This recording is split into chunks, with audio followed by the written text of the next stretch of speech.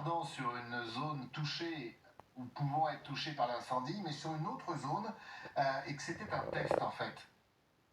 Alors, en préambule de toute chose, ce qu'il faut dire, et mes anciens collègues penseront exactement comme moi, c'est-à-dire que toutes les forces, tous les engins, tous les moyens, tous les êtres humains qui sont disponibles pour venir prêter main forte aux gens qui luttent contre les feux de forêt sont bien évidemment les bienvenus. Mais tout cela doit être encadré et tout cela doit être régi en fonction des modes de fonctionnement que nous avons établis depuis de nombreuses années. Les pompiers et les pilotes s'entraînent tous les hivers pour savoir comment travailler l'été venu. Donc on ne s'improvise pas comme ça du jour au lendemain sur un ordre précis comme pilote bombardier d'eau. Ça, c'était la première remarque.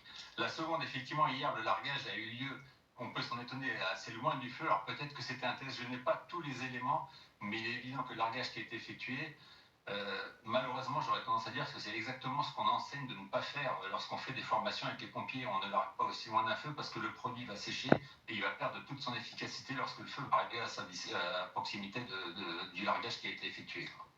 Est-ce que vous êtes inquiet en tant qu'ancien